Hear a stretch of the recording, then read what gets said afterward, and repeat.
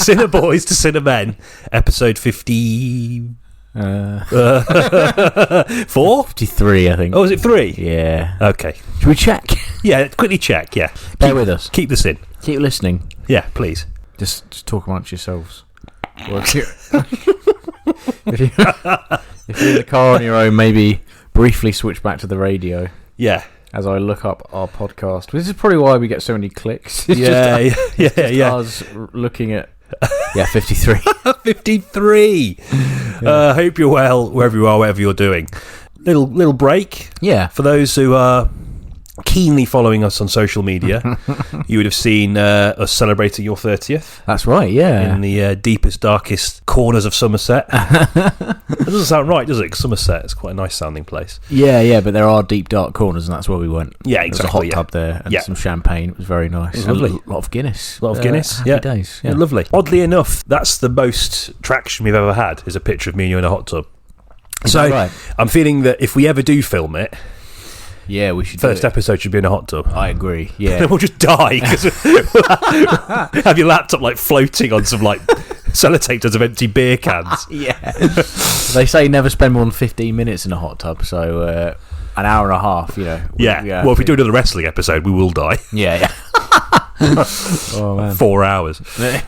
This week, Kingdom of the Planet of the Apes. That's right. Is that the right? That's the right title. That is. Yeah. Good. God, at least we got something right. Should we look it up? And as the film is about animals, or well, I guess they're sort of sentient animals, aren't they? Really? Yeah. Well, are animals technically sentient? Yeah, animals as defined by humans, I suppose. Yeah. We thought we'd sort of broaden the discussion somewhat and discuss animals in cinema. Yes. It's a bit of a broad church, so we probably have to like narrow it down quite a bit because there are so many films. We're just rattling through some of the possible options, and there's obviously loads. There's a lot of branches go in a lot of different directions thematically. So, indeed. We'll try and sort of, for the sake of brevity, try and condense them into maybe 4 or 5 categories, and then just rattle through a few films in each one. In preparation for this episode, we've also watched a lot of the Apes films beforehand. Yeah. So I'm right in thinking we both watched the original. Yes. Yeah, rewatched or watched. And I also went through the other 2 more recent Apes films, the Matt Reeves films that I hadn't seen before. Okay. And in preparation. I got through Rise. I was going to try Dawn and War, but I didn't manage to. So between us, we've covered all bases. I think we have. Yeah. I am so fucking sick of Apes now. I said on Tuesday we went to the cinema, you're just like, this is definitely the last ape-based film for a while. Honestly, I'm so done. I mean, I fucking love apes usually, but I'm just bored of them in films. Yeah. It was a lot. I think the Tuesday, Monday night, I watched both of them back to back, Dawn and War. And then it was like midnight, and I was like, "This is a weeknight." I'm 34 now, Oh, man. But all the same, all in the pursuit of podcasting greatness. I told myself. So. Yes. So you've got all that to enjoy. Yeah. Let's go. Questing the cinematic void. Okay, so the aforementioned categories. Hastily constructed. So again, for the sake of brevity, there's 4 or 5 categories. So animals as a tool or a servant to humanity. Okay, yeah. Animals as a prize. Yeah. Something to be hunted. Oh, yeah. Okay, yeah. Animals as a companion. Animals as an antagonist. Yeah. As like a horror or as a representation of nature. Yeah, sort of an adversary. Yeah. And I guess another one would be the sort of anthropomorphism of animals. Struggled with that word there. Yeah, no, it's a hard one to... Yeah, it is. It's all good. Yeah. But films that put human characteristics on animals. More typically in the realms of animation, although not exclusively. No, yeah. So certainly in the sort of 90s. It was big. Yeah, oh, yeah. Massive, wasn't it? I sort of know why as well. There's a sort of visual effects technique which became very popular, and... Was that with the mouths? Yeah, it was just the mouths that they animated, and the rest of the animal was just it was just a plate of a dog looking into the lens. Right, okay. Yeah. That's exactly right, yeah. Okay. And that's probably why it was so popular. Yes. Yeah. Good. Yeah, good. That's it. Right, apes now. Next week. Yeah, so for animals as a tool or a servant to humanity, we're going to go with... we'll go Warhorse. Warhorse. Great example. Yeah, I feel like this is a film which leans heavily on this category and also another one. Which, Companion? Yeah. I'm thinking specifically within the context of like emotional manipulation. Maybe we could band those two categories together then. I think so, yeah. Because they quite often do come hand in hand, don't they? Like I'm thinking, or was his dog at all in I Am Legend? He was a bit. I think he was. He definitely used him for. I mean, I guess When he got lonely, or yeah. no, yeah, you're right. Not only as a companion to ease his loneliness, but also as someone to help him navigate the dangers of the environment around him. Yeah. Although his dog does seem to cause a lot of shit. I think there's definitely a scene in which he is Runs off. Yeah, and then comes back with a bunch of the infected folks. Idiot. Yeah. But yeah, Warhorse I haven't seen it in a while, but I saw the play for like GCSE drama. Oh wow! And it's quite interesting that they did it's puppetry. And it's yeah. I've not seen it, but I've not seen the play, but I've seen that in action. Yeah, it's cool. You forget that they're puppets, which is the idea, I suppose. But like, it's a reasonably straightforward story, kind of a conscription story about I think it's World War One. Yeah, so a lot less horses got used in World War Two. What I did like about it is it highlights something which previously might have been left to kind of fade away into sort of obscurity, which is like the use of horses in war. And I do like, because it's an interesting topic and it speaks to humanity's ability, like you say, to harness other living beings for their own ends. Yeah. And then you have the central character who's kind of pushing against that. Yeah. You kind of get like not only is he kind of he enlists into the army, but like his kind of companion is as well. Yeah, and it's become a tool. This horse has become a tool for humanity, and yet he's always he sort of sees beyond that into sort of the animal's soul, I suppose. I think it's Joey, the name of the horse. Oh yeah, I can't remember. Yeah, I think it's Joey. I remember it being it is pretty schmaltzy. Yeah, these films do tend to be. It's very Spielbergian in that fashion, but yeah, I feel like if obviously this wouldn't work because you can't become a soldier when you're 12, even back then. But if it was like a boy, it would be. I would feel like that kind of emotional. It definitely would work better for Spielberg, I think. I think so. You know, work in the parameters of like a child's imagination and their sort of. The way in which that they can sort of superimpose that childlike view on the world around them, I think would really supplement that. But I think there's something to be said for the adult too, particularly in that experience. I mean, he's quite young, isn't he, the chap? Yeah, he's like sort of 17, 18, something like that. Still a child, really, isn't he? Effectively, yeah. Yeah, that's interesting. I mean, millions of horses died during the First World War. It's crazy, the statistics are awful. And the film does a really good job of portraying that, actually. It doesn't shy away from showing the horse kind of tangled in barbed wire, which is a really nasty image. It's sort of dumbed down a bit, like it's censored a little bit, if you will. Like a lot of it's shrouded in shadow. But the sound design's there, the kind of cries for help and stuff, and there is definitely a slight human quality about the horse as well. Like the way it acts occasionally is like, because it's based on a novel, it's sort of the actions sometimes don't speak for what a horse tends to do. I mean, I find it fascinating that they're so kind of willing to be taken on by humanity sometimes, because they could not all horses, obviously, they're all kind of different, and some of them just bolt or some of them kick you.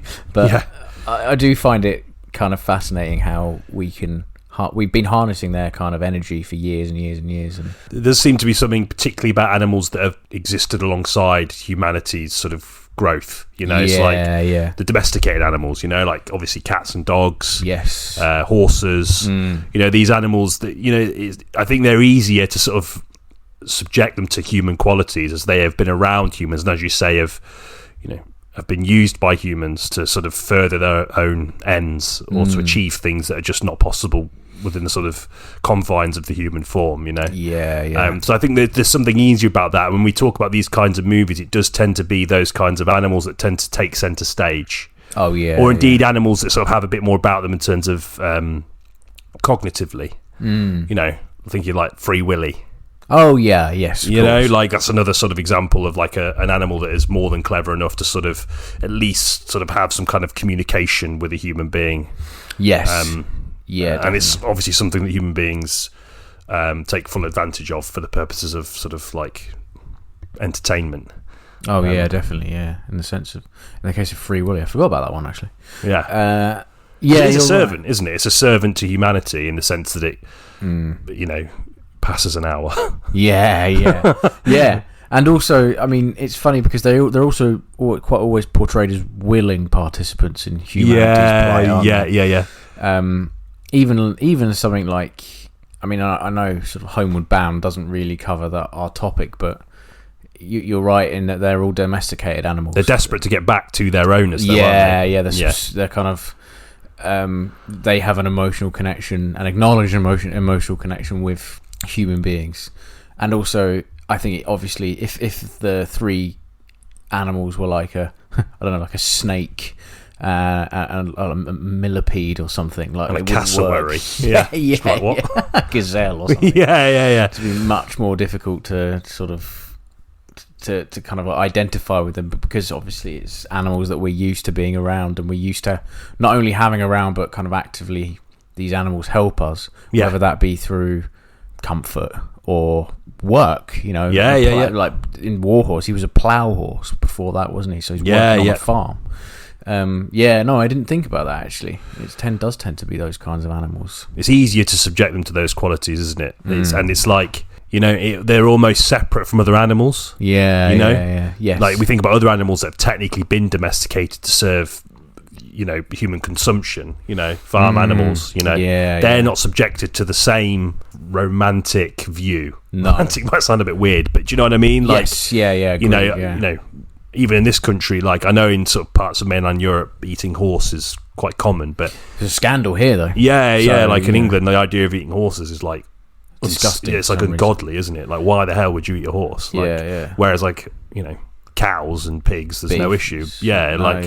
And pigs are like the smartest of the lot, which I think is always quite strange. Yeah. I do think there is like those three animals in particular, and again you've got the aquatic animals, I guess, like other animals that serve the human race in different ways, like dolphins. What other animals serve the human race? What aquatic based ones? Or any? Well, I mean, if you're thinking animal testing, mice, rats, rodents, they will quite often serve humanity by ceasing to exist.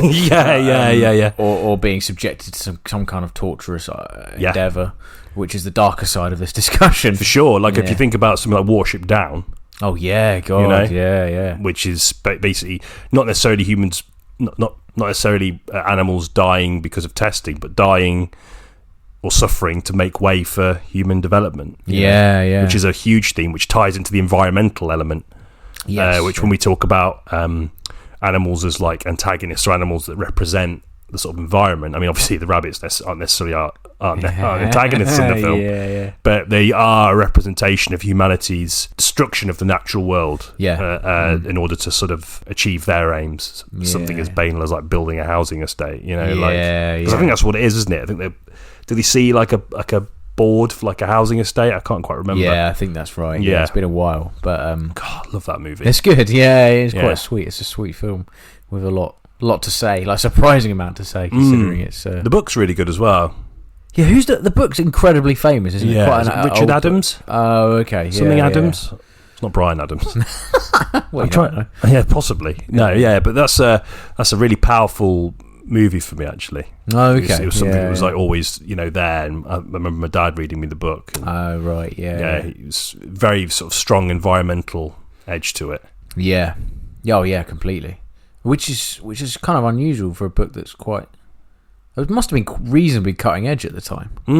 I guess. Well, the animation was at the first swearing and animated. Really? Yeah. Really? Is the albatross call someone a bastard? I think, is it an albatross or some kind of seabird that squawks and calls someone a bastard? I think that's what it is anyway. I like albatross. I hope it is an albatross. I don't think it is. I can't remember. I think it might be a remake seagull. It. Call for a remake. Yeah. Bring it back. I'm surprised they haven't remade that, actually. Oh, they will. Yeah. Maybe the rights are tied up somewhere. Yeah, because that just feels like a film that will be remade, like some sort of naff CG. Yeah, $250 million. Yeah, with James Corden as Pfeiffer or something. Yeah. Don't bother. No. Don't fucking bother. No, before we go into sort of the other topic, but I'm trying to think of, so let's think about it in terms of like emotional manipulation then. Yeah, okay. I do want to discuss this. Well, I think it's a huge thing. I think we've mentioned this before in the context of I Am Legend. Have we talked about that? Yeah, we have, yeah. I mean, in previous episodes, but obviously the dog dies. It's usually a dog that dies, which is, I think, the worst culprit for this kind of emotional Well, most people will readily say that they can handle watching people die in films, but never animals. Never a dog, particularly dogs. Yeah. I mean, I know dogs. I'd say out of all animals in the animal kingdom, dogs are perhaps the most common animal to like seemingly identify. And I mean, you can have a connection with a dog that goes deeper beyond just like feeding it. And yeah. You know, I know cats can show affection, and I personally prefer cats because I've sort of grew up with one. And, when I was younger, I used to be quite scared of dogs. Yeah, understandable. It's funny, you don't really realise how many people are. Yeah, no, when you think about it, it's totally valid, particularly with big dogs. Yeah, I still to this day struggle with like approaching a dog that's barking, for example, or, especially abroad for some reason. I don't know why. Anyway, yeah, what was I saying? I'm just sat here terrified now. It's always it seems to be that it's a cheap kind of easy way of getting people to cry in the middle of a film or at the end of a film. Like I'm thinking Marley and Me. Yeah. Like, didn't you say someone spray painted on the billboard for the dog dies? Yeah. And I think that Warhorse is slightly guilty of that as well. You know, I mean, the horse doesn't die at the end of Warhorse, but there's a kind of, it seems to he gets away with more in terms of content for a start. Like this horse is kind of like crying out for help. If that was a human being, it would be a 15.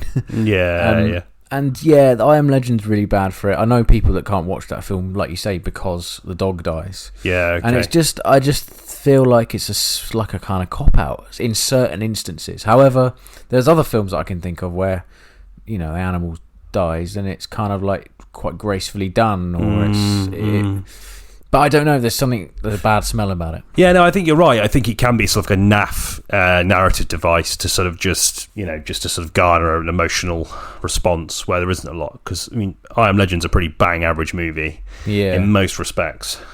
Yeah, there's not a lot to really sort of get involved with that movie. But the dog bit is like the bit, isn't it? That everyone goes. About. It's the bit everyone remembers. Yeah. Strange. The only time people refer to I Am Legend when the dog dies, or the kind of naff ending. Yeah. And how they changed the ending from the book and the Omega Man, which stars none other than Charlton Heston. Yeah. Right. Okay. Anyway, that's a strange connection there. Yeah, well, there you go. All comes full circle. I just think it's in the case of sort of I Am Legend and like Marley and Me, and you can see it coming in Marley. I watched that film on a plane, weirdly. I can't remember why, but you can see it coming. Yeah, and it's just like what's going to happen, and it's meant to like the characters learn something from it, but it's just it's a big cop out. I think it's sort of tapping into the inevitability about owning pets, and I guess it's broadly about our own lives. But I think as most sort of big-ish dogs tend to live for no more than like 10, 12, 13 years. There is something about that is obviously quite heartbreaking because you invest so much time and love into something, but it in comparison to human existence, it's relatively short. Yeah. So I think it does sort of tap into that. I do. Yeah, quite genuine sort of anxiety and eventual trauma. But I think as a cheap narrative device, it's used repeatedly. Although I say that, and I'm struggling to think of other examples. I think like Old Yeller. Okay, I've not seen that. Turns rabid and has to get shot. Okay, and that's like a film, a kind of tearjerker they call them. Yeah. And the reason it's a tearjerker is because the animal dies. Yeah. Charlotte's Web. Okay. Yeah. Cycle of life thing. Yeah. The spider dies at the end of Charlotte's Web. Yeah. It's just I mean, you're right. It taps into a form of emotional trauma that most human beings will experience at some point. And it's rooted in childhood as well, I think. It's like a trauma that's rooted. Yeah, definitely. Yeah. So absolutely. Maybe there's worth in it, but I think it can be tactfully deployed or kind of sort of writing yourself out of a hole. Yes. You've realised your character isn't showing enough emotion or going through anything. It's hard not to see the sort of mechanics of a narrative laid bare, particularly in like a Will Smith vehicle. Yeah, completely. I've got a little bit wanting to mention in that context. Okay. It's not about a dead dog. Okay. It's I've got it in my hand, so you can hear the rattle. Oh, yeah. Physical media. Wendy and Lucy. Okay. Done by Kelly Reichardt. Oh, really? Yeah. Okay. Oh, she's an interesting filmmaker. It's Michelle Williams. Right. Who's okay. always I think one of the low-key best actors around. Always delivers a good performance. Particularly with Kelly Reichardt. She was also in Meek's Cut-Off and superb in that. I think we've talked about that as well. Yeah, I still need to see Meek's Cut-Off. Yeah. I love it. But this is a story about a drifter heading to Alaska to find a new job. Yeah. And she sort of lives in and out of her car, living off the kindness of others, and struggling. And her only real true friend is a dog that she ends up losing. And she goes on like a journey to try and find it. Yeah. And in classic Kelly Reichardt style, it's really understated. It's a very quiet film. Yeah. Really zeroes in on the sort of nuances of human interaction. Right. It doesn't overplay its hand ever. Right. Which is very classic of her, I think. And I think through that there is a sort of a deeper emotional connection, not just to her, but the sort of her circumstances and why the dog is so important to her. Okay. Yeah. And I think it's a real exercise in we talk about this sort of like naff mainstream blockbuster or sort of mainstream tear jerky sort of penchant, shall we say, for throwing it in as a way to make people go, oh, hey, a dog die. Yeah. But I think when done tactfully, although the dog doesn't die in this, spoilers. Actually, I don't think it really is a spoiler. It doesn't really give a lot away. But, it's like it can be done really, really well. Okay. Because it's like a very quiet study of someone that is sort of quite lonely and someone that is etching out a life on the fringes of American society. And one of the things that keeps her connected to those emotions and those feelings is a pet. And I just think that's a really lovely sort of celebration of that. And it's a beautiful film. Really, really, really good. Wendy and Lucy. Yeah. Really good. I'd not actually heard of that at all. Actually, it probably slipped by my radar. Yeah, I think quite often with Kelly Reichardt films that does tend to happen. She just works. Yeah, her films are sort of really popular. Festivally. Yeah, very popular in sort of film fan circles, but seldom break out of that. I think Wendy and Lucy would be a great place to start for people that aren't familiar with her work, because again, there's themes that are familiar familiar enough to sort of more mainstream films, without sounding like a tosser. I think that's a good way. But yeah, just in the thought process of films as like animals as like not necessarily a servant, but as like a sort of equal to a person, which I think is something that a lot of people feel about their pets, particularly dogs, as they're sort of almost equals. Yeah. And that can go too far sometimes, for sure. But I quite like that idea, particularly if in this particular case it's shown really tactfully, but without scraping on the real raw human sort of hidden emotion behind it. Okay, nice. Excellent film. That's really good. Yeah, I'll check that out. I have to watch another Kelly Reichardt film that you recommended to me in a previous podcast first, Meek's Cut-Off. Yes. I don't think there's any dogs in that. Horses, though. Oh, okay. The essential animal of the West. Yes. The icon of the West. Absolutely, right? Yeah. Integral in kind of sculpting that landscape, I'd say. Yeah, definitely. The cowboy image, right? Yeah. It's essential to it, yeah. Yeah, completely. Which is weird because not riding cows, riding horses. So no, exactly. What's that about horse boys? Doesn't have as much of a ring to it. No, he definitely doesn't. No, he definitely doesn't. Speaking of cows...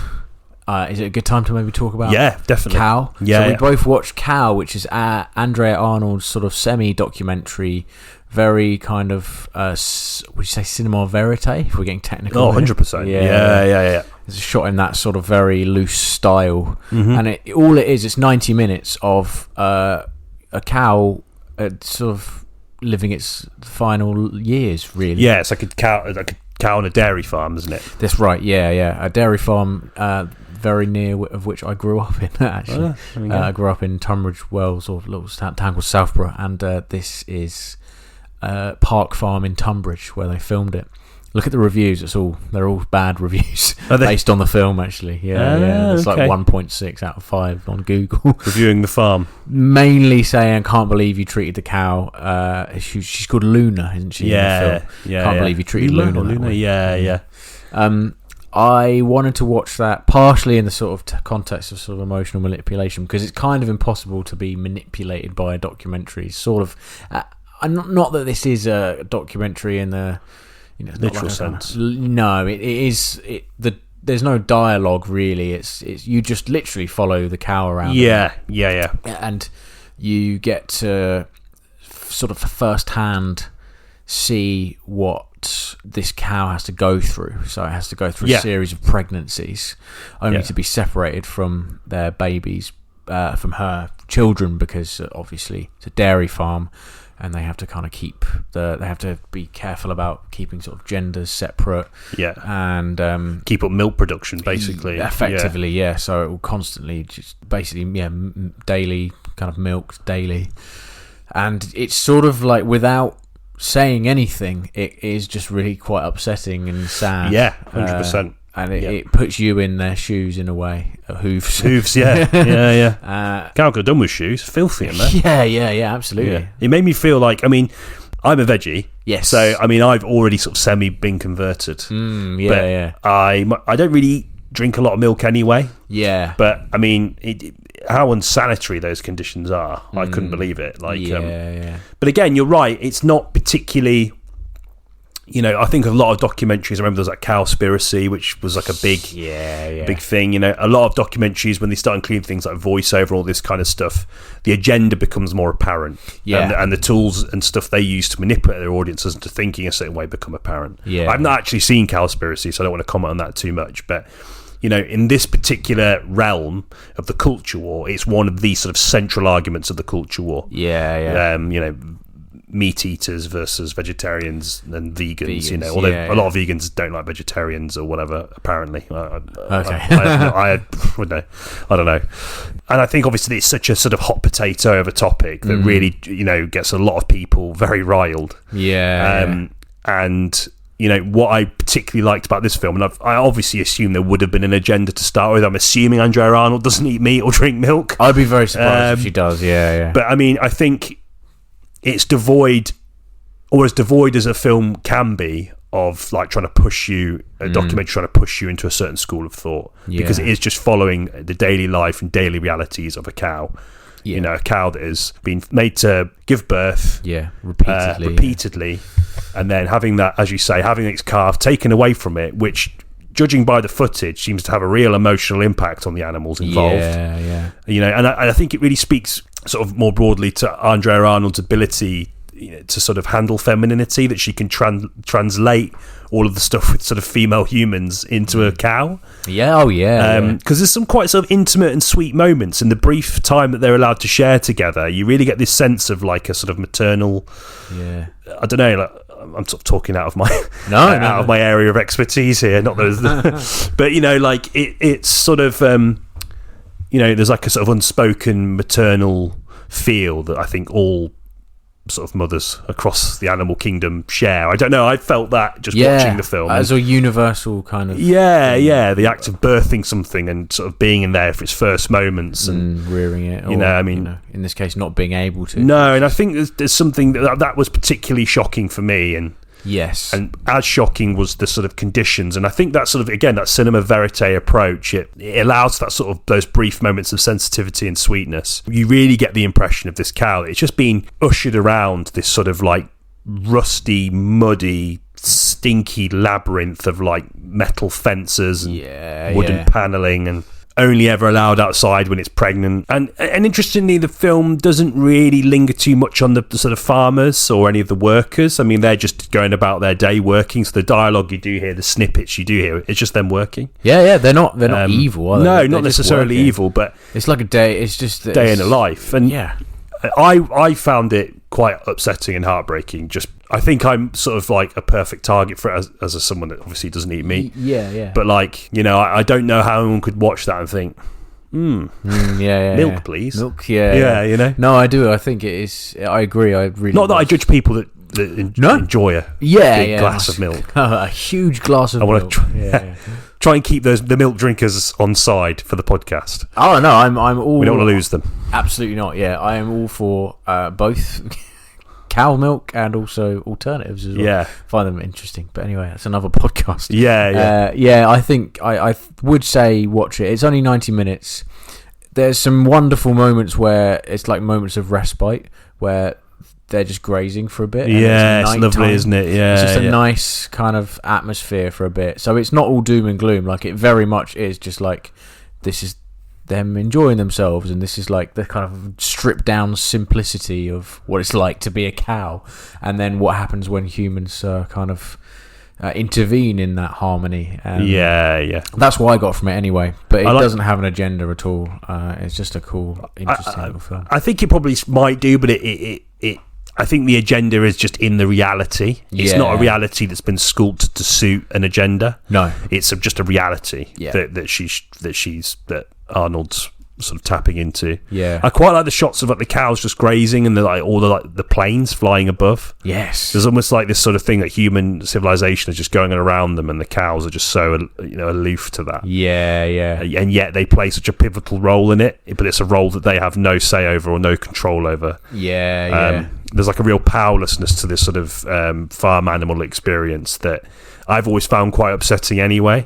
And yet, it's sort of really laid bare. I mean, the last sort of 5-10 minutes are particularly heartbreaking. Quite distressing, I think the animal's in clear agony, and its udders are massive. Yeah, really. And it's like, it just, like you really get the sense of, how human beings just somehow have this sort of inane ability just to make everything look just the most exploitative and horrible as possible. And it's all in the service of that, isn't it? Like mass production of things, and there seems to be, I mean, I don't know what the alternative would be. I mean, I guess it would be not to drink milk, not to preach to people. Yeah, it's just the industry. There's a demand there. There's a demand. There needs to be a supply, and unfortunately, the demand seems to have an impact on the sort of quality of standards of like the lives of the creatures that basically keep that demand going. Yeah, exactly. Yeah, it's a horrible kind of thought, and it just sort of.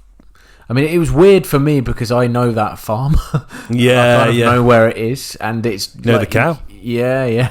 You might have done. Yeah, mate. Oh man, not alive anymore, as you could probably predict. Yeah. You probably. That was brutal. Oh yeah, and it was like an execution scene in like a sort of war movie. Yeah, completely. Just coolly walks up to this, like it's sort of weirdly. I know this might sound a bit insensitive. It sort of reminded me of the bit in Schindler's List. Yeah, no. Do you know what I mean? Like, I don't know. Like, he just walks over with the pistol and just shoots the cow in the head, and the cow just stacks it immediately. Like, that's sort of like obvious. It's really unglamorous, isn't it? Yeah, I don't know. Like, that was particularly. I mean, you sort of know it's coming because the cow is just struggling so much just to even walk. And that's what really got me, is that they really pushed the body of this creature to the point where life was just torture. And it wasn't particularly great to begin with. No, it's reasonably old at the start, but then you kind of follow her offspring as well for a time, so you do get to a kind of context of what it's like to be a young calf as well, which is and it's equally upsetting that those moments are the more hopeful bits. Even though you know the path that's laid before her. It's like her mother's existence is basically that. She's got that to look forward to, basically. Yeah. All this is inferred, by the way. Like, you could get a completely different message from this film, I think. Should you have a different mindset. But, I mean, to a certain extent, it is there for you to see. I can't imagine anyone being like... good. Like farming practices, interesting. Don't change a thing. There we go. Yeah, but again, it does speak more broadly to that sort of debate. It has become a part of the sort of culture war, hasn't it? And I think that sort of means it's doomed to be this sort of partisan thing, unless we get through this cretinous phase of society. I don't know. No, good film, and I'm glad that you sort of encouraged me to watch it, because I think in the context of like animals as service, that's the darkest edges of it, I think.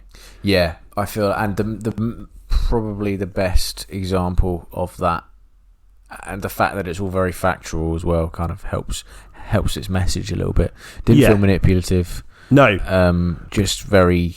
I mean, I love Andrea Arnold anyway. I like anything she does. For sure, man. And and I do agree with you. I feel like she really touches on a sort of feminine side of things, which is quite interesting to watch and watch people navigate. Yeah, good stuff. Nice.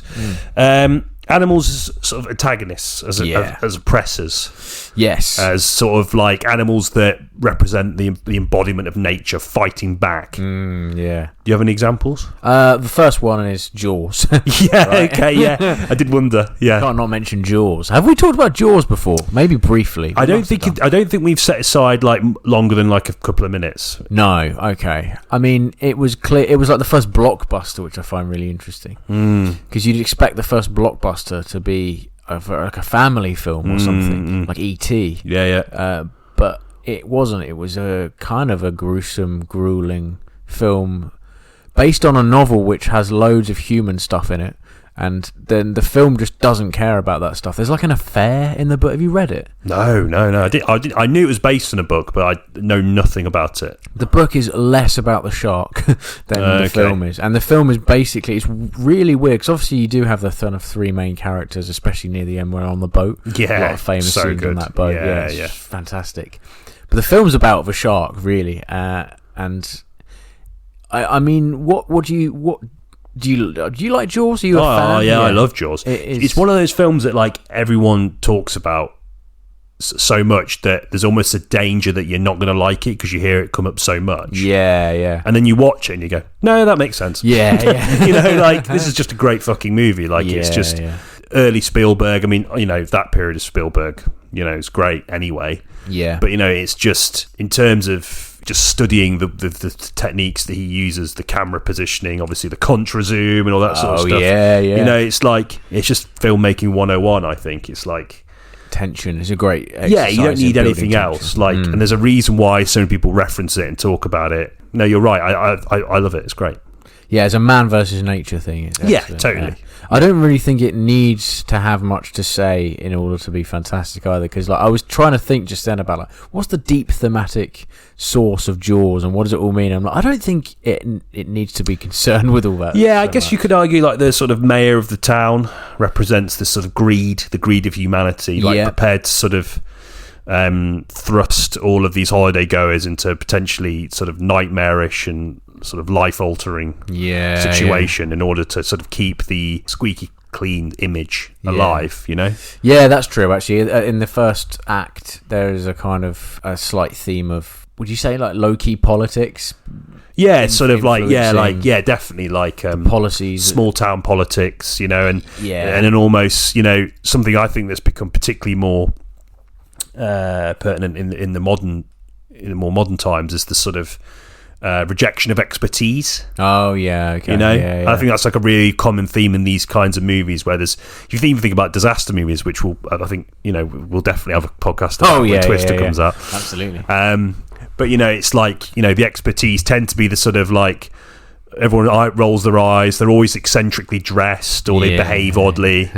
You know, and their sort of intelligence and expertise are sort of disguised by that, and as a result it legitimizes the sort of the dissenting voices that tend to be leveled towards their ideas or theories or whatever. And I think that's a pretty big theme here too. No, I think so. I mean, the idea that you would ignore such a obvious ominous threat just to keep the sort of profit machine churning in your local kind of, you know, tourism, which does happen in real life. I mean, not with sharks, because sharks don't really tend to hunt humans in real life. They tend to confuse them for other animals, don't they? Yeah, it's usually if you get attacked by a shark, it's one bite and they swim away. Yeah, it's like they're exploring you. Yeah, obviously don't have any arms.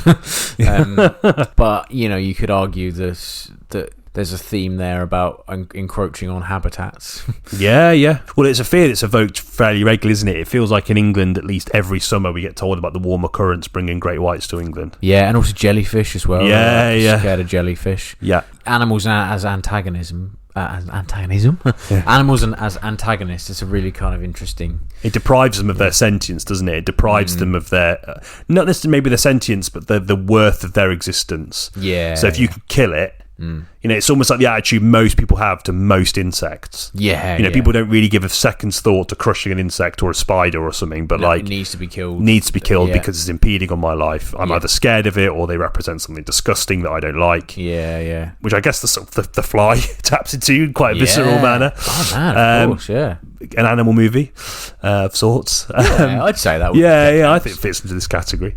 But like, you know, it's something, particularly in the case of Jaws, and I think the attitude towards sharks more broadly, I think if you ever listen to experts on sharks, they say the biggest problem they tend to have is breaking the stigma about the kind of animals they are. They're not these sort of like remorseless man-eating machines. They're just living creatures. Yeah, there's fish. They're essential to the sort of biodiversity of the ocean, and they're being slaughtered en masse as we speak. Probably. I mean, I don't know. They are. Yeah. No.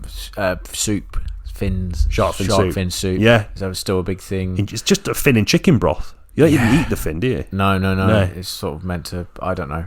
It's a different thing culturally, anyway. Yeah. But obviously, they get killed for the same reasons as you said that those spiders or flies get killed, is because they're either impeding on a kind of a tourist destination, or people are scared of them.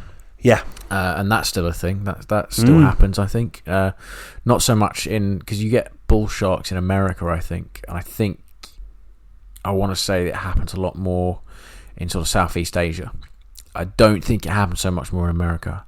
There's a lot of Shark Week is a big thing at work, because I work in like natural history. I know more about sharks. No, great, man. Yeah, I love it. Yeah. Bit of insight. Yeah, no, absolutely. It's also like an element of mythology to it, isn't there? Like, and I think that's something that speaks more broadly to the relationship human beings have with animals, not just as comfort or as a tool, but also as like an integral part of the sort of development of human society. And I think there's something about that, not to be too lofty about Jaws, but like, the mythology of the shark, this giant fucking shark. It represents almost this sort of prehistoric past, largely evolutionarily very elderly. But species. A perfect apex predator. Right? And a streamlined machine. What a perfect adversary for a human being to face in a movie. I mean, particularly on sea as well, where they are not the masters. Yeah, exactly. Uncharted. Another theme, I guess, like humans' mastery of like elements it can't really control. The sort of control that it thinks it has. I'm thinking the grey as well. Actually. Oh, baby, yeah. It's a similar theme in a way. Yeah, definitely. He's trying to master the landscape, and these wolves are kind of impeding that. And they're kind of showing him that they're all of a sudden they are the alphas in this environment. Exactly. And whereas the human being is has to conserve heat and things. These animals are adapted to it, and they're kind of showing off. It's up to Liam Neeson to stand up against that, and it's his mind that makes him the dominant force, isn't it? Like the extensions of the mind, the weaponry, which I guess is something Planet of the Apes talks about quite a lot. Particularly with the Matt Reeves ones. The idea that obviously evolutionarily speaking, the monkeys are kind of superior. Whereas the one thing the humans have is this sort of legacy of technology. Actually, that's true. Yeah, that kind of complicates in terms of Planet of the Apes, it does make the themes in that franchise a little bit more complicated than just what if humans were in the farms now. I remember halfway through the original, when I was watching it, I was like, the sort of message behind this film is quite basic. The twist helps it, kind of complicates it. Definitely convolutes it in a positive way, I think. But enough of that. We'll talk about that later. A film I want to talk about in the context is a film called The Tiger. Okay. Again. Oh, physical! I love that physical sound. media, a Blu-ray. So it's got Choi Min-sik from Old Boy, the main fella from Old Boy. Oh, right, okay. Yeah. He plays a tiger hunter in Korea. So up until the sort of Second World War, tigers lived, native to Korea, but were hunted to extinction. Really? By the Japanese Imperial Army. Yeah. No way. So obviously I imagine probably they were hunted before that, but Korea was a part of the Japanese Empire, they were hunted. I think they were like a symbol of Korean nationalism. So there was a sort of like political reasoning. Well, one of the reasons behind hunting them was for that, to sort of stamp out the sort of Korean identity. Oh man, that's mental. And the tigers were destroyed. This is about one particular tiger. Again, talking about this idea of mythologizing the animal. This tiger is an absolute beast. Okay. And there's like a scene in the film where it kills probably about 50 Japanese fully armed soldiers. It's a bit over the top, but brilliantly done. Choi Min-sik plays an experienced tiger hunter. Okay. So he has to juggle with this sort of... I can't quite remember what the stakes are in terms of why he's forced to hunt it, because it was a while ago since I've seen it, but the film sort of plays out this idea about, again, environmental stuff, the wiping of a sort of indigenous species from an area and what impact that might have, but it tends to focus more on national identity and pride and the sort of inner battle that he has as a Korean under the boot of a Japanese officer. Okay. Yeah, really good film. Sort of quite sort of violent. Definitely pushes the 15 age rating. What are the VFX like in it? I imagine? Good. Are they good? Good. Really? I mean, they're not as good. I think we're sort of spoiled. Yeah. In the West, but I would say these are still very, very good. Okay. And I think as well, like, the design is sort of almost linked to the sort of the art of the time. Like the way, that sort of very distinctive East Asian art style. Yeah, I know. I know it's obviously different in each culture, but there's a sort of something vaguely similar. Yeah. But really good film, and it's something I'd not quite considered until we sort of categorised. And I thought, hang on a minute, there's a film I've got that I saw there a while ago, but it did stick with me. But yeah, really good film, worth a go. Yeah. I mean, from just in terms of learning about that period of history, I had absolutely no idea that was a thing. I mean, the idea of hunting tigers is ludicrous because when you think about conservation, what's the first animal that comes to mind? It's always the tiger. Yeah, there's only 400 of them left or whatever. Like that's always the first thing to kind of come to your mind. So to have that be flipped is fascinating and quite sort of heartbreaking. Yeah. In terms of mythologizing animals, I don't know why this just popped into my head, but Aslan. Okay. Very kind of interesting example, of course. How we as human beings quite often see lions as a kind of apex predator, the land shark, if you will. And so to have, they're sort of simultaneously quite noble looking, aren't they? I feel like we didn't get a chance to watch that film. Lion. Is it called Lion? Is it just called Lion? Or it's the one that Jan de Bont got his head caved in by a tiger or a lion or something whilst filming the film. Oh, really? Yeah, do you know? I can't remember what it's called, but it was like controversial for... Oh, Raw. Raw, yeah, that's it. Yeah. I mean, if you think about sort of lions in film, they're either like beasts, right? Or they're like noble animals, sort of. What's that film where there's like a family that raise lion cubs? Born Free. Okay, yeah. The film's Born Free. Definitely didn't just have a look at my phone. That's a sort of quite sort of schmaltzy 60s sort of like, I don't know, it feels like, when reflecting on the film, I mean, I've not seen it for a very long time, sort of a bit of colonial revisionism. Right, okay. But it is based on real people who were sort of had a vested interest in the conservation of wild animals. But I don't know like how legit that is, because so much about some aspects of conservation seems to be people wanting to have them as pets. Yeah, wanting to domesticate animals that one day could rip your face off. If they get angry. That's the thing. I often find, I think an accurate depiction of animals is, and sort of wild animals. Like Raw would be pretty accurate in that department. I mean, if you encroach on their territory, they're going to scratch you. They might even do it as a kind of play. They're not even trying to hurt you. They're just bigger than you. It's like Grizzly Man as well. Like that's quite an interesting. Just the fact that one day, if they're hungry, they'll kill you. You've got to be careful and it's a romantic idea to think that you can live among animals of that kind of with that sort of level of strength. Exactly. Yeah. They're to be loved and admired and sometimes protected, but. Yeah, I think particularly in the case of Grizzly Man, there's a sense that the Grizzly Man himself has obviously got other sort of issues in his life, which means that he leans into this part of himself so much that he oversteps a boundary. Yeah, I think so. That's a really interesting movie, and it's sad in obviously lots of ways, but in some ways he was very proactive in terms of in the way in terms of getting people to think more about the conservation of bears in particular. So yeah, exactly. So there's always a double-edged. It's always a bit of a double-edged sword, these things, I guess. But it does tend to be a sort of trauma or a sort of imperfection, I guess, for lack of a better word, that tends to push them into something that isn't quite. I don't think is necessarily acceptable. Yeah, no, I do think it's fascinating study into, when you can love a species of animals too much and what that can do. You don't respect them enough to give them the space just for them to live. It's almost like a way of controlling them yourself. Still. Yeah. Yes. Exactly. Yeah. It's just a different, and it's done through love, but that doesn't mean that the animal's going to react any differently. Yeah. Or the animal's any better off as a result. Yeah. It's just sad. It's just ultimately that film's just really sad. Yeah, it is, because you do sort of feel for the bloke whilst you sort of admire him.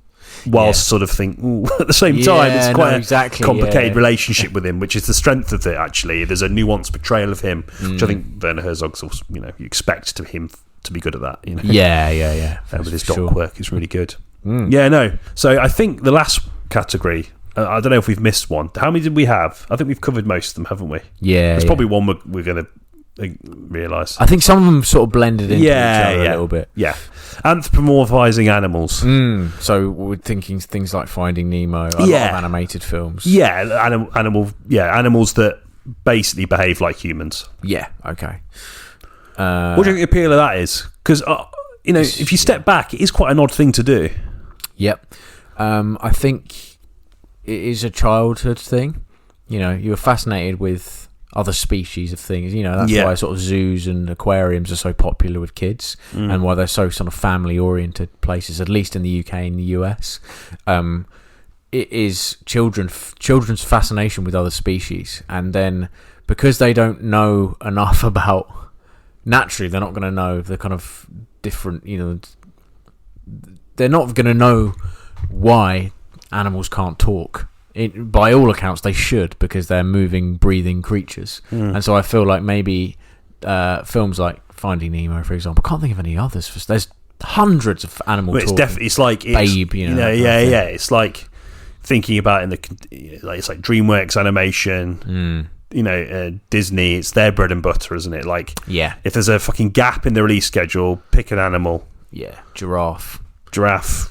Yeah, goes to.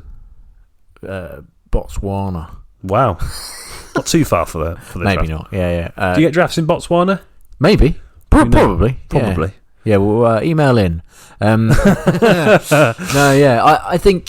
I just think it's a sort of way. It's just because if Finding Nemo was kind of human beings, it would lose something. It would absolutely lose. Yeah. In terms of it being a story, it would just be a depressing story about a father like a child running away. When it's a fish, it's a whole different world. It's a kind of new, almost magical world that can contain some semblance of scientific truth and sort of obey the laws of physics, but in other ways could be an entire departure from that. Like that they can have schools in this coral. Right? And I don't mean schools of fish. No. And actual academic institutions. Yes.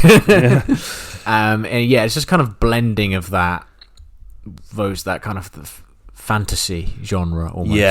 With a reality that you can go and see. So infantilizing it almost. Yeah, for example, literally clownfish, the sales of clownfish spiked after Finding Nemo. Very difficult to keep, apparently. You have to keep an eye on the water and the pH of the water, otherwise they will die.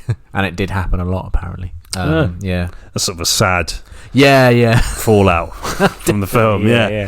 No, it's interesting. I think you're right. I think it's definitely something that's very childlike, and I think you're right in the sense that it opens up the world, but it's still sort of viewed through the human experience. I think there's this sort of incessant need to sort of put the human experience into these animals. Absolutely. Yeah. Because not every like if a film like a cinema verite film about a clownfish, it's just not going to do it, is it? No, I mean we don't use them for anything, so it loses the kind of themes that Cow had for a start. I'd like the idea of trying it. Yeah.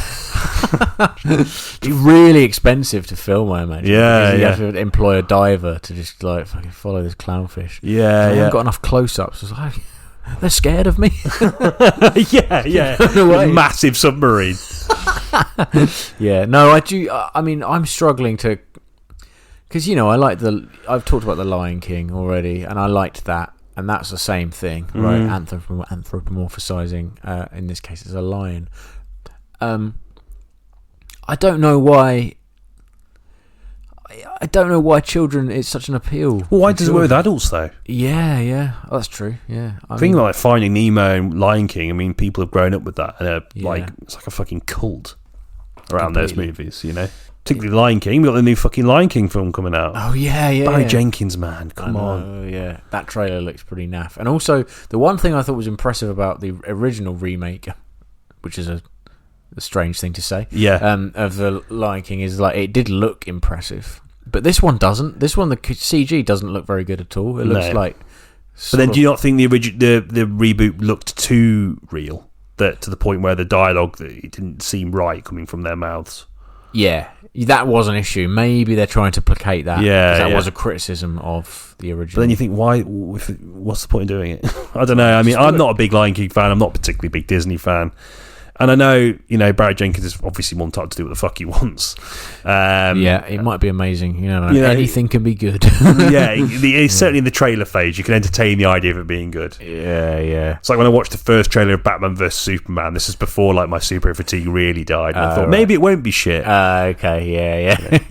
But I don't know. Like I just feel for him, I don't know. Maybe it's like a one for him, one for studio sort of thing.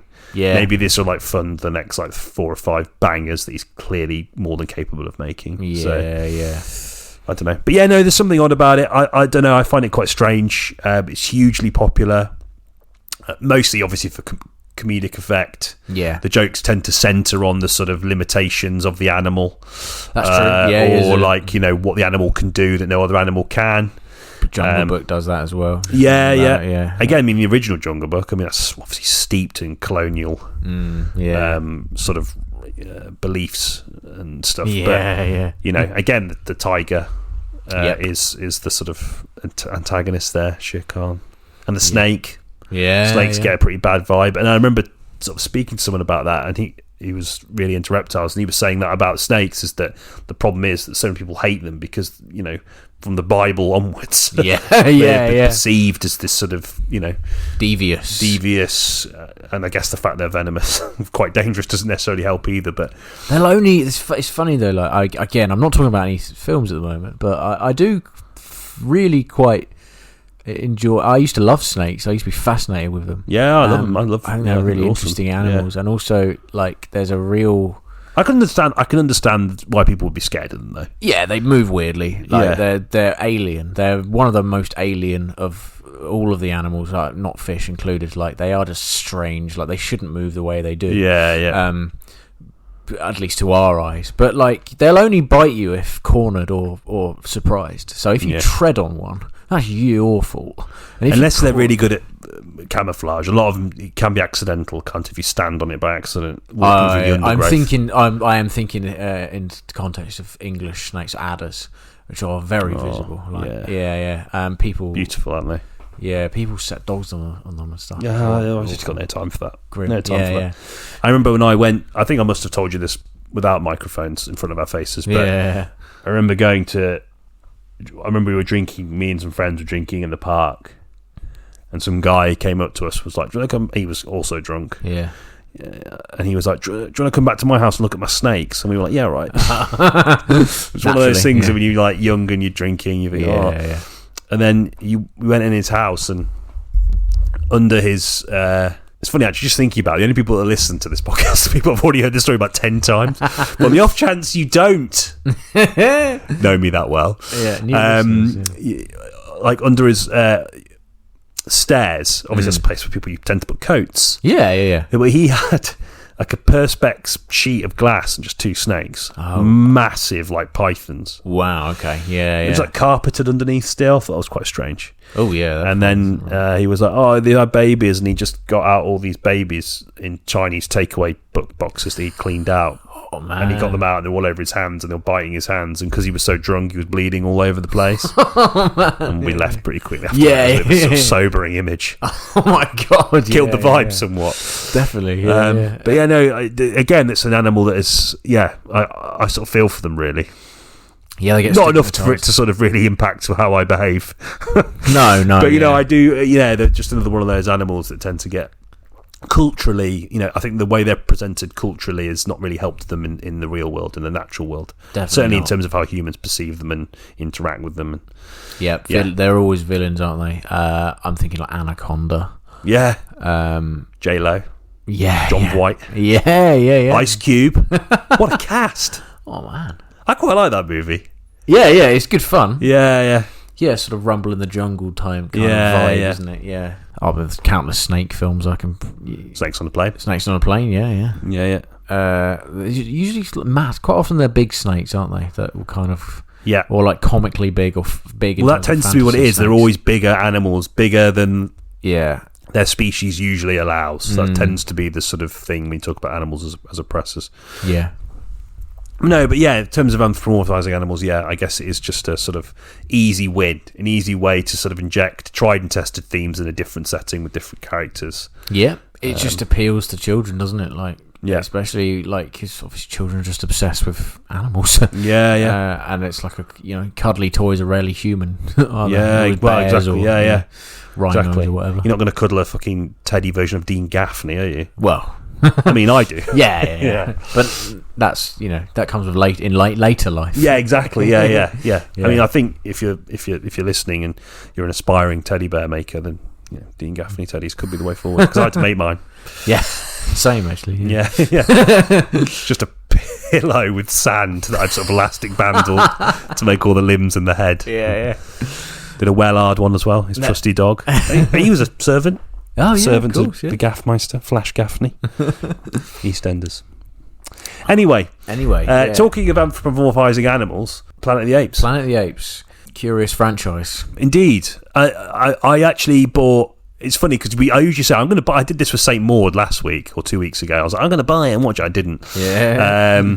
But I did buy. Yeah, like I said, that I actually ended up getting all three of the sort of more contemporary trilogy. Yeah, the first Rise, trilogy, Dawn, War of the Apes. And then I also bought a box set with all of the original. So the original one with Charlton Heston, the Schaffner film, and then all of the sequels, which I haven't seen, but I have heard the sequels are really naff. Yeah. And there was also a TV show. I want to say. Yeah, there was. Yeah, I haven't seen that. But it was. I remember watching it. I'm sure it was on like Bravo or some equivalent to that. Do you know what I mean? Like back in the day. As I've said in the intro, sick of Apes now, but it was an interesting week. Yeah, geez. I mean, the original is great.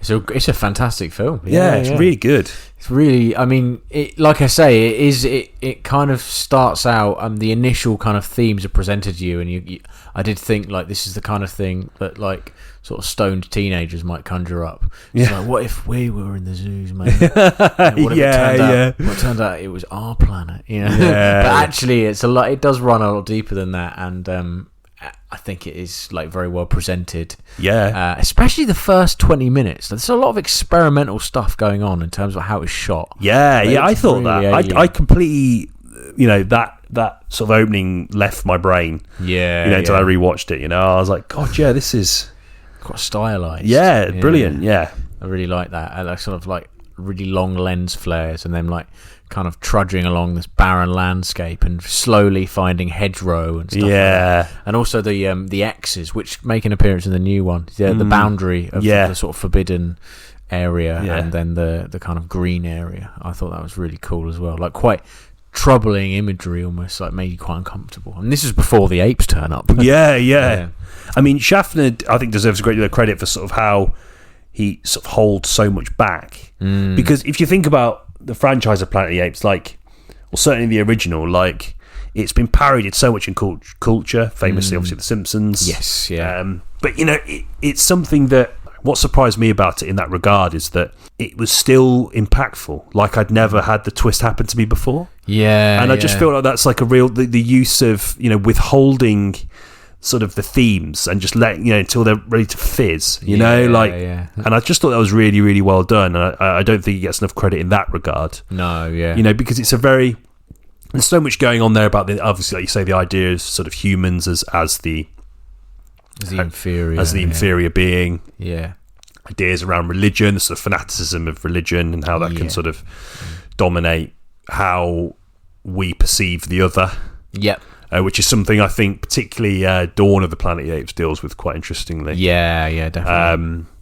The Matt Reeves' more recent one. I guess also the perils of scientific advancement is another, and how that can be sort of like influenced by dogmatic belief systems. So there's a lot going on, but I just think Schaffner distills it. It's not just sort of shat on you. For the lack of a better term. It's sort of hidden in the weaves of it. In the kind of woven fabric of that first film. Charlton Heston plays an excellent kind of no-nonsense. I guess you could describe him as sort of like an alpha male in his admittedly very small circle. And have to have that kind of flipped on his head. So he's sort of this kind of... At the beginning of the film, a lot of them are talking about like kind of basically feeling scared because they're alone on like a planet with no way of escaping, and his kind of grizzled, no nonsense approach kind of takes center stage, and then to have that be flipped, I thought was really interesting. And so all of a sudden he's dressed in like a loincloth.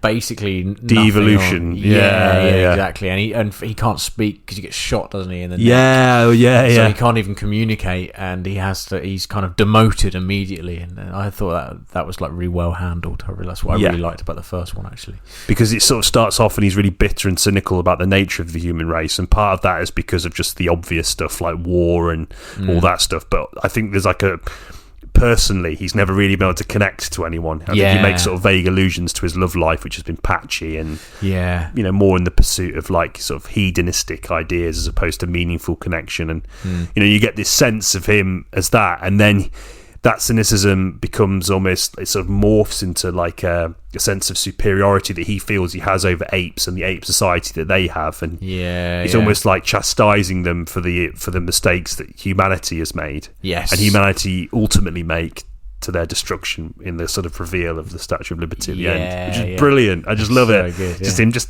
knees in the sort of lapping waves, punching the ground, And again, only Troy McClure did it better, and it's weird to think that, because that was like the thing that was my first interaction with this franchise. Same actually, it's The Simpsons. As it so often is, because they're so good at contextualizing those cultural moments and then don't want to talk about The Simpsons too much. We could just go off on one, but But a really, really great movie, and then you can see, why it quite rightly has a place in the sort of Mount Rushmore of sci-fi. Oh yeah. I mean, I was surprised at how much I enjoyed it, and how much it was such a breezy watch as well. It was such an easy kind of. It's only like 100 minutes or something. Really kind of tight, succinct plot. It doesn't. At that point, obviously, didn't have the burden of it being in a franchise, which I think the new films really suffer from. Like particularly Kingdom of the Planet of the Apes. There's just so many references to the old film. And it really is bogged down by that, by this kind of, I think, excessively detailed baggage that is kind of morphed from this franchise. I think we talk about that quite a lot, about sort of contemporary Hollywood's inability to leave anything to mystery. I mean, Prometheus and that. They're just the need to mythologize everything. And have an origin story for everything.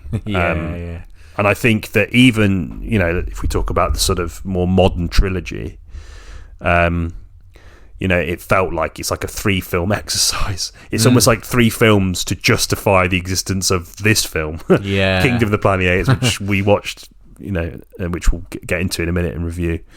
But I just think it's interesting that, because these films certainly exist as part of that sort of idea about mythologizing everything, and like, part of, again, in the same way we mentioned Prometheus, I think we say this loads, but part of this sort of original sort of fear and uncertainty around that film is not knowing, and I think that sort of works in the original Planet of the Apes' favour too. Like, you don't know how the human race became sort of this sort of second rate. Not even civilization. They just sort of like wander around quietly. Gatherers, yeah. They're basically instinctual sport for apes, and you don't need to know. You can connect the dots. Yeah. But now we're so sort of saturated by dystopian imagery. It's probably even easier to connect the dots now, and yet we're not allowed to do that because we have to have a film that expands the mythology. I think that's sort of quite interesting. Yeah, I agree. I mean, especially Rise. It's like the introduction of the virus. You're just like, I don't think we needed to know that it was a virus. In fact, it would have been more interesting that it was a slow devolution. Yeah, it just happens naturally. There doesn't need to be some kind of like world-changing event for it to happen really quickly. Yeah. We asked just to move things on, isn't it, and keep the plot going. Yeah, I mean, it would have been a boring film had it been. Yeah. So the first one's called Rise. Rise of the Planet of the Apes. Yeah, I've not seen that one for a while, but I don't remember being that bothered about it. Yeah, as a blockbuster, it's fun to watch. It's like a fun film. It is like it's a very basic movie, but it's not a boring one. I'd say I watched it really recently with Hannah, and like we both enjoyed it as an exercise and just sitting down and vegging out in front of the TV. It's very, very surface level. It looks a little bit like Resident Evil. Yeah. And then Dawn and Rise. No, not Rise. Sorry, Dawn and War.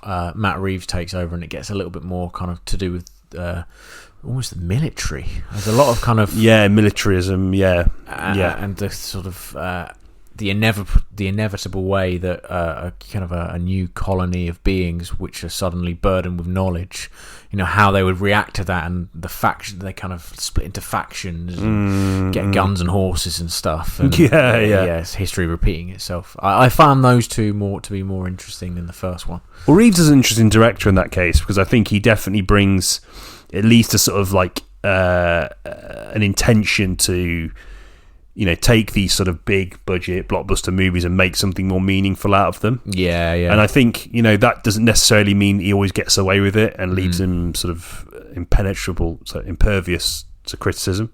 Yeah. But I was pleasantly surprised by how much I particularly enjoyed Dawn, the Planet of the Apes. Yeah. I thought it was earnest in its themes, particularly the idea of, like you said, about the idea of, a fledgling society succumbing to the same sort of emotions and the same sort of subsequent need to dominate and destroy this fledgling society that ultimately ended up like upending the natural order and putting the human race as second rate. I thought that was really well done, and I thought it was like tastefully cast, shot really well, and I thought it was small scale enough. I thought the ending ruined it, the sort of fight on top of the building. I thought that was a bit naff. These kind of blockbusters always have a big fight, don't they?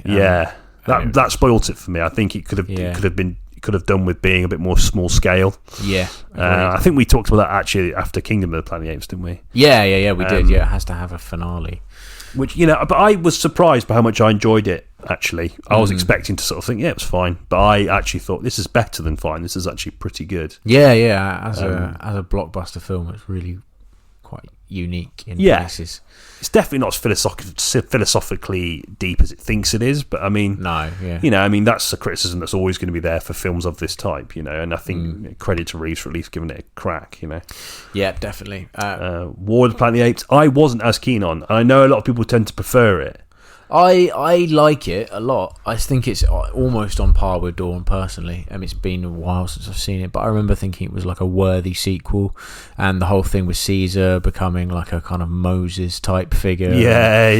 Kind of, and that is a theme that bleeds into Kingdom, actually. Yeah, and it starts in the original, isn't it? The idea of the sort of the original ape laying down this sort of creed for all to follow. Yeah. And the kind of how the other apes react to that and how the humans react to that. He has a kind of I guess an almost, you could say it's almost a manifesto, isn't it, of like how to move forward, and it's all based on the fact he's been raised by humans, and like I thought that was kind of interesting. And War had that stuff bubbling in the background. Again, it had a finale which was unnecessary, though. I thought. I also thought that the film, I think there was this sort of phase that a lot of sort of filmmakers. Gareth Edwards did this with Rogue One, where it's like we have to, give the film a visual relationship to like war movies or like Vietnam, like Apocalypse Now, to legitimize the serious tone they're going for. It's like, this is like Apocalypse Now, but with apes. It's like the opening shot, and they've all got like Monkey Killer on their helmets. I thought, again, I'm not like saying it's necessarily a bad thing, but I just think it's a bit of a cheap way to sort of hark back to that era of like cinema a little bit. I think so. And I think he leaned into that a bit too much. I thought the snow stuff was like a snowy western. Felt like a sort of Kabuki film, like The Great Silence. It was sort of hark that imagery. And again, I admire Reeves's intent for that, but I just feel like maybe it's the cynic in me, but I just feel like it's an attempt to legitimise the serious tone of those films. I just think it'd be interesting for them not to do that and to try and sort of just, I don't know, maybe I'd criticise it for not being I don't know, it's difficult to know, but I just felt that the film was a bit too preconcerned with that. Maybe it didn't have the sort of conviction to establish its own universe in that respect, and kind of have references to other films and visually anyway. I know exactly what you mean. Like it's I also thought the emotional beats of the film were so rushed. It was like, the bit Caesar's fucking wife and son get killed. You spent like a film with them beforehand, and these are like pretty big. Like the son in Dawn is a pretty big arc. He talks about the way that the youth responds to, the sort of the trauma of their ancestors and their forebears, and how like that sort of becomes cyclical. And it informs the next generation to have the same belief systems, to go out and do the same things, and no one learns and everyone suffers. And his sort of reversal of that was kind of like one of the more vaguely compelling things in Dawn. And he just gets offed in the film, fine, but like it's almost glazed over. And I just thought, well, that's quite a seismic moment in the film, and it doesn't really linger with the characters for too long. Really, I don't remember it doing that actually. I know it sort of instigates him to go on this path of revenge, but I also thought that was a little bit, I don't know.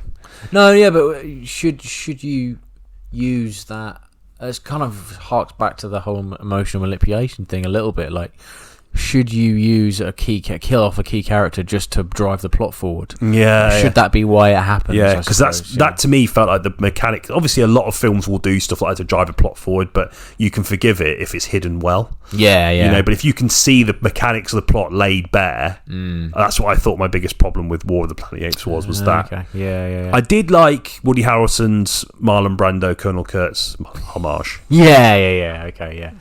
I think I remember this, but that bit actually. He comes out with the razor. I thought, fucking hell. But I quite liked it. I don't know, like, on the one hand, I'm criticising it for that, but, Woody Harrelson sort of staves off some of the criticism in that element. I didn't dislike it, though. I didn't, overall. And I still sort of appreciated Reeves's effort to do it, because I can't have my cake and eat it, I moan about Marvel movies and stuff, but I say we need more kinds of blockbusters. But there's just still a part of me that thinks they're still quite indebted to the formula. Not necessarily the Marvel formula, but like with a big battle sequence at the end. I'd like to see like a more scaled down film that's a bit, bit more, takes risks, like legitimate proper risks, as opposed to risks masqueraded in the films of yore, I mean, we'll talk about Kingdom properly in a bit, but that suffers from that. As well. The strengths of that, of Kingdom and of all of these films do lie in the kind of first two acts. And there's almost, it feels like, why are you obliged to have a big cinematic ending? Like, you don't need that. You've got a lot of really interesting stuff that people are engaging with and people will remember the film for. Like, you don't need, I think more broadly speaking, like, we should stop relying on the climax as being a moment, a crescendo. I do think it maybe needs to happen more. I do think films need crescendos like that, but maybe it can happen even more towards the beginning. Like I'm thinking Saving Private Ryan or something. But maybe that's too wishful thinking. It's an established formula, isn't it? Of course, it's been the bread and butter of mainstream cinema forever, pretty much ever, but it just seems to be more present now, I guess, given the sort of more obvious, given the sort of limitless nature of CG. I mean, the special effects in the films are in terms of the apes themselves and the mocap is stunning. they just look real, don't they? Yeah, I mean, it's More or mad. less. There's a few bits I think, oh, but like by and large, I was like, that it is incredible. Yeah, and that really helps. nice. Reeves leans into that because you've got to connect to these characters. Yeah, and it's an absurd concept, really, when you think about it. yeah. I sort of was thinking about that when I was like on Letterboxd. Like it is like an absurd concept. But the franchise is mad. It's madness. Yeah, and it's hard to sort of get people on board. But with special effects that good, you can lean into them. You can connect to them, and also makes it easy to draw ideological parallels between the sort of fledgling civilization and the human characters. Yeah, no. Definitely. And I was surprised by how much that sort of won me over. Oh man, yeah. Because I'm always a bit sort of unsure as to the legitimacy of that with special effects and stuff. But when done like that, I tend to not be as critical. Yeah. I mean, it's performance based. I think that's the key to it. Yeah, there's still craft, isn't there? Yeah, not that there's not craft in the people that animation stuff. Of course there is, but the way it's deployed often deprives it of that craft. Yeah. I think with motion capture, you're locked into what's been done on set. Like you just are. You can't. You can deviate away from it, but you can always tell when they do. Yeah. All of a sudden, there's a shot of it leaping from one place to another. Okay, that's keyframed animation. All of a sudden, it's really obvious. But then when they're talking to each other, it's like you just forget. It's like the Warhorse thing. You forget that it's a puppet. You forget that it's an animal, even. Yeah. Because of the you're it's Andy Serkis. You anthropomorphize them, and so you should, because that's how a story can stay engaging ultimately. Yeah. Because we can't identify with animals, I don't think, as much as even we think. Yeah. I do think that is quite crucial to mention, is that we're not meant to think of these apes as apes. We're meant to think of them as human beings, aren't we? And that's the only way we can kind of emotionally connect with them. Yeah, and that's true of all, any film which has similar motivations. Yeah, exactly. Yeah. Should we talk about the film then? Definitely. Yeah. What do you think of it ultimately after this sort of day and a half of gestation? I just thought it was a rehash of all the things that the other more recent trilogy had done. Yeah, it was just further down the timeline. Yeah, 300 years later. So it's 300 years since the death of Caesar. Yep. Human civilization is almost completely wiped out, and what's left are these sort of mutes as a result of this de-evolutionary illness, which was brought about by scientists testing on monkeys. Mythology, or apes, sorry. So we're in a period now where monkeys are I keep saying monkeys. Oh dear. Where apes have sort of set up civilizations and tribes, and each tribe has sort of obviously got its thing. So they have eagles. Fly eagles, not on them, but they use them for. I don't know what they use them for. No, it doesn't seem to be really explored more than just using them to catch fish. Yeah. But there's almost like an emotional bond between them and an animal, which I guess speaks more broadly to the themes of the film about different species connecting on a sort of on a level that is basically that we share this planet, so there is a connection.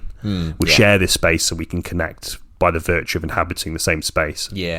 Which again is sort of contrasted severely with the relationship the apes have with the humans as the film goes on. I just thought it was a rehash of a lot of things. It didn't really offer anything particularly new in that department, and as a result I was pretty sort of lukewarm to it. I didn't hate it. I didn't hate it. What about you? I enjoyed it again as a surface level enjoyment. It was like Rise for me. I was just like, this is engaged, this isn't boring, this is like reasonably engaging. I took issue with a lot of especially the first sort of 20 minutes, the setup. I really thought was quite naff and over emotional. Yeah. The whole thing with you made egg.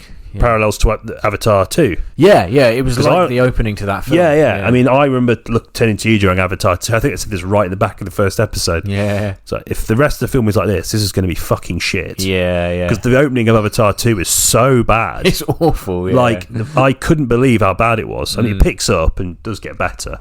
Yeah. But it's a bad start. It's such a bad start. And yeah, you're right. I didn't think of it until you said after we came out of the cinema. It just has kissing in the car park. I mean, talking about the film. it has that kind of rushed. Introduce these 3 new characters really quickly. Got to do it really quickly. Yeah, they've got to be in a perilous situation, but it has no bearing on the rest of the film. It's just like it's a way to basically introduce the setting, the stakes, the characters. Fast, because it's a sequel. The audience expectation isn't going to be that there's a lot of character development but then it's set 300 years later, so none of the characters that you remember are going to be in this one. Yeah. And so you almost have to set up the premise still, but it's rushed and it's badly written. And I really thought, oh god, why has this got as good reviews as it had? What's the main ape called? Noah. Noah. Yeah. Caesar 2.0, basically. He looks exactly like him. Yeah. I thought it was Andy Serkis again. It's not. I can't remember his name. He plays the bully in It. Okay, yeah. I didn't think he was bad. I thought it was like it was alright. Performance. Yeah, fine. Yeah. Yeah, that hunting for these eggs, which it's just very. It doesn't mean anything. It's like a rite of passage, isn't it? It's like a tribal rite of passage. So you get these eggs, and I assume you rear them to be your eagle that you look after, and whatever. And then I think as soon as the village burns down, things pick up a bit. Well, nothing picks up a film like the burning down of a village. Oh yeah, I've always said it. And that's when the kind of real plot kicks into gear. Yeah, it becomes a sort of semi-road movie almost of them. Of him kind of. Following tracks to where the tribe has ended up, which is like a stronghold ruled by like a kind of dictatorial ape. Yeah. And he is trying to gather knowledge of what humanity used to kind of use, basically. And it's all a very kind of obvious metaphor for. Well, it's very kind of anti-war, this, I suppose. Yeah. The burden of knowledge and all that kind of stuff. I thought it started off really badly. It got better. I liked the Caesar's legacy stuff. I thought that was quite good. The idea that a kind of Messiah-like figure, his words can be twisted and turned into to fit anyone's agenda. Yeah. I liked that theme. It's been explored before in other better films, but I appreciated that it was in there. Yeah. You mentioned something which I've since kind of considered to do with the human characters and the kind of complex nature of her. Do you want to talk more about that? I that? thought that was one of the strongest elements of the film. Because the idea is that obviously a lot of the human race that exists has succumbed to that sort of degenerative condition, which renders them basically mute, like a sort of stumbling troglodyte mute. But there are apparently still some humans that can still talk and still possess the intelligence. And these are hunted by the sort of, again, the dictator ape in the hope that he can harness their intelligence and their connection to the sort of the technology that has long been lost. And she brings her own motivations to the field, which, again, are very human-centric, about the idea of basically realigning the sort of balance of power in favour of the human race again. That's it, and I liked that because she clearly has an agenda from it's pretty hard not to see it. Yeah. So there's no real surprises, but I liked that the film, there was at least some kind of commitment to show that. Yeah. That the road to this sort of peaceful cohabitation is going to be a rocky one and probably going to have a few battles in it first. Which again the monkeys will probably come out on top of, as they tend to do in most of the film. I agree with you. I liked how, because it could have been that kind of classic story beat of the apes and the humans kind of beginning to understand one another through the eyes of this girl and Noah. But it doesn't do that. Like, their relationship ends up being quite complicated and it almost strains to the sort of breaking point at the end. And there's a bit where she's holding... I don't know why she's holding the gun at the end. I thought that was a bit... Yeah, it's almost like she's prepared to shoot him, which I thought was quite an interesting shot, like one of the bolder shots in the film. Actually, that's true. I didn't really consider that. I thought I was a bit confused by it.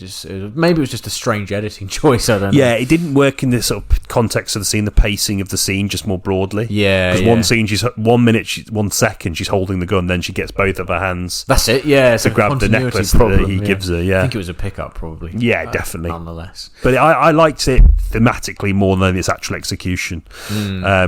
Yeah. Yeah, no, I liked her arc. I thought it was quite interesting. Then she goes off, spoilers, and finds another group of human beings that are still very intelligent, very much utilising technology that has long disappeared. Yep. And they use that to re-establish like a connection between the sort of last vestiges of humanity that haven't been destroyed by this disease. Yeah. So the implication is the human beings are going to use this sort of connectivity to try and band together and re-establish the human race. That's it. Yeah. It's the sort of hubris of the human race, which is again a theme which the previous films explored pretty well.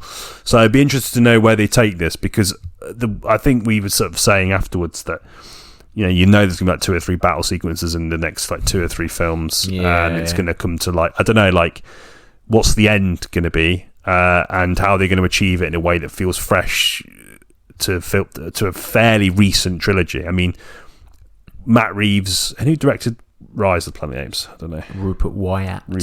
Yeah. So those 3 films had the benefit of having quite a long time since any sort of anyone touched that franchise. I mean, Tim Burton's ill-fated effort sort of brushed to the wayside. No. But this one, like, I don't know, like, it's obviously very much a continuation of that mythology. But in doing so, it really hasn't done anything new thematically. And it basically just seems to me, anyway, that it's suggesting to do the same.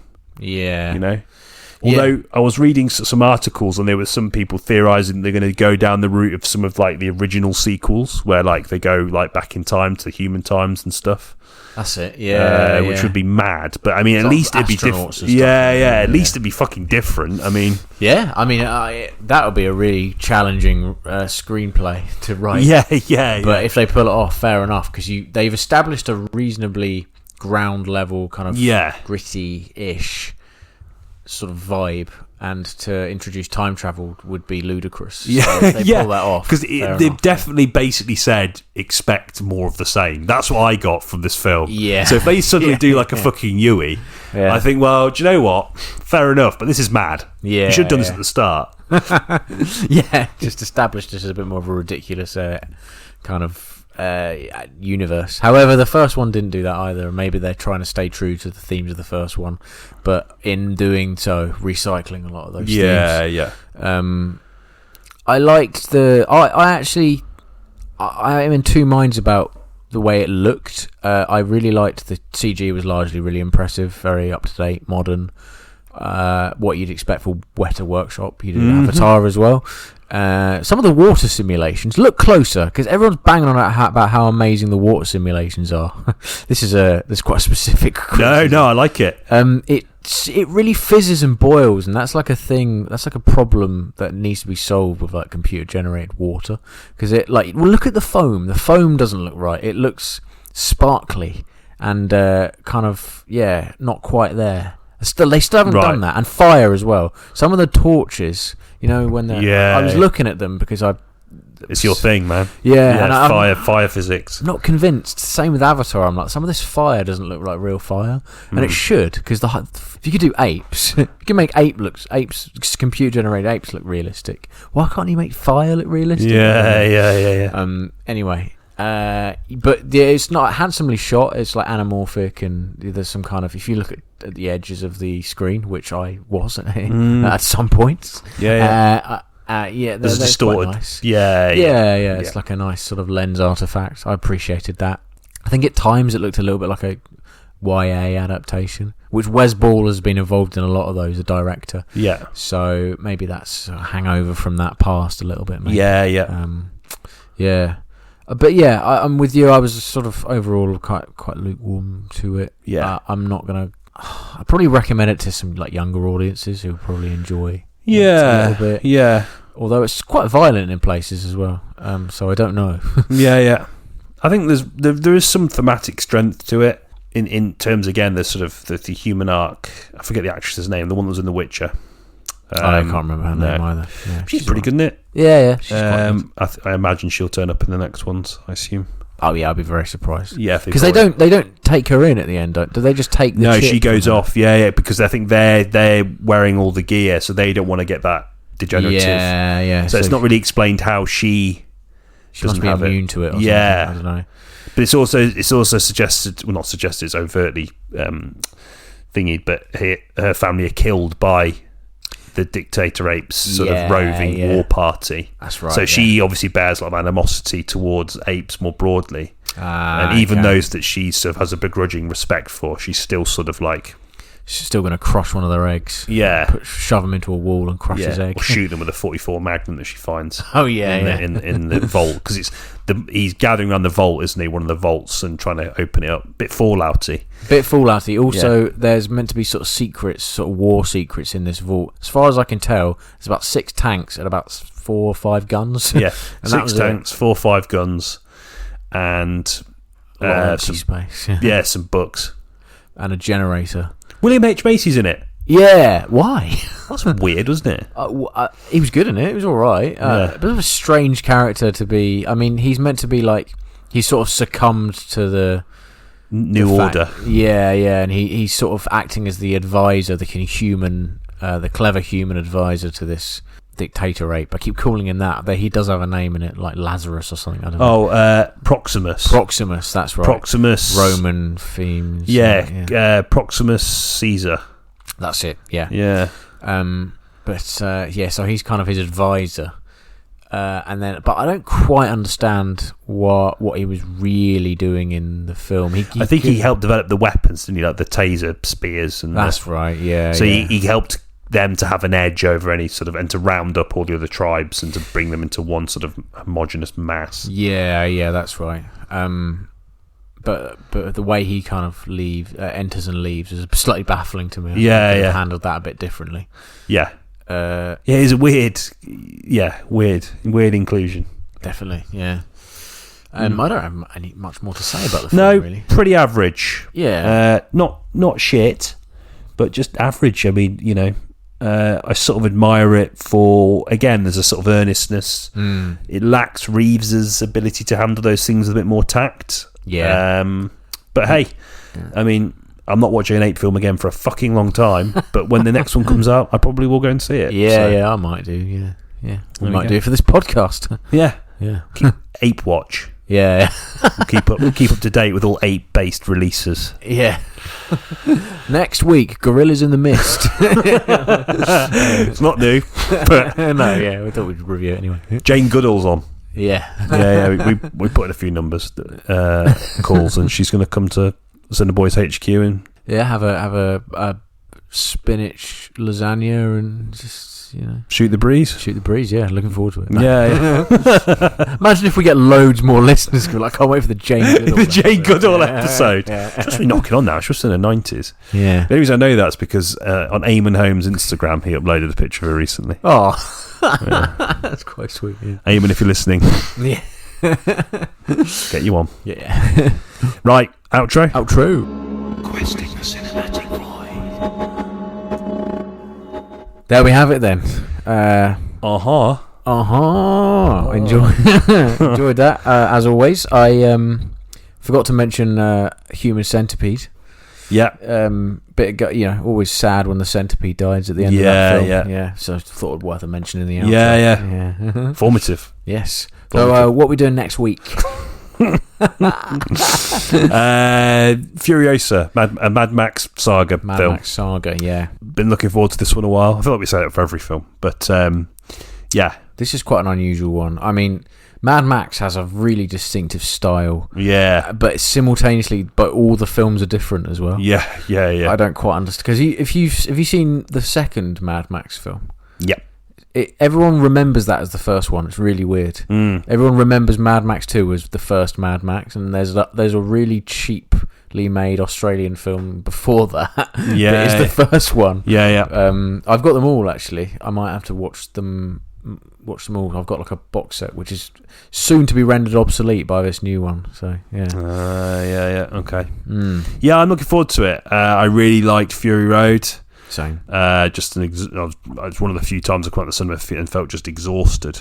Yeah. Because there's so much going on, so it's so much stimuli. Yeah. Oh god. Stimulus. I don't know, whatever. But a knackering film. This film looks like it's going to continue very much in that vein. Yeah. Not so much a road movie, more of a revenge film, I hear, on the grapevine, from my mate George. It looks like there's a set piece involving a crumbling factory, which I'm quite looking forward to. Okay. There's a chimney that seems to be in all the trailers. It just sort of collapses. Yeah. I'm intrigued. Hopefully there's a lot of vehicular action in it, though, because that was one of the great strong suits of his style, is the, leaning into the stunt work. Yeah, definitely. As opposed to computer-generated imagery. Yeah, I'd like Which to I still like, don't be wrong, if used well, but I just feel like one of the, obviously you'd be a fool to assume that all of it was done practically, but, in Fury Road, but the fact that a lot of it was done that way. It's always the things that count were done practically. Yeah. It's funny when you watch the VFX breakdown from Fury Road, you kind of think, why is there a VFX breakdown? And surely it was all done for real. That was part of the selling point. You're like, well, no, but like the skies are different and the terrain is different. They're changing the terrain. They're adding, like, they're embellishing already really impressive stuff. Yes, which is as opposed to just doing it all, thinking about it later. So. Yeah, there's definitely merit in that, and I hope they've continued with this one. I don't know yet, but I'll try and do some research. Oh, yes, baby. Some more of your CG, your sort of techie knowledge. Oh, to a fault. I might be completely wrong. No, I like it. It's a nice little... It's nice to have some actual expertise on the podcast. Oh, no. Chris Hemsworth knows as well. Yeah, it's weird, isn't it? Yeah. Sort of beaky nose. Deliberate effort to sort of make him less hunky, obviously. Yeah, which I quite admire. Yeah, I do. Yeah. Anya Taylor-Joy as well was good to always watch. A good her. shout. Yeah, fantastic actor. Mm. So yeah, that's coming next week. In the meantime, absolutely. Thank you for getting through this chonky animal obsessed episode. Absolutely, yeah. Thank you very much. We'll catch you in the next one. See you in the next one. Bye.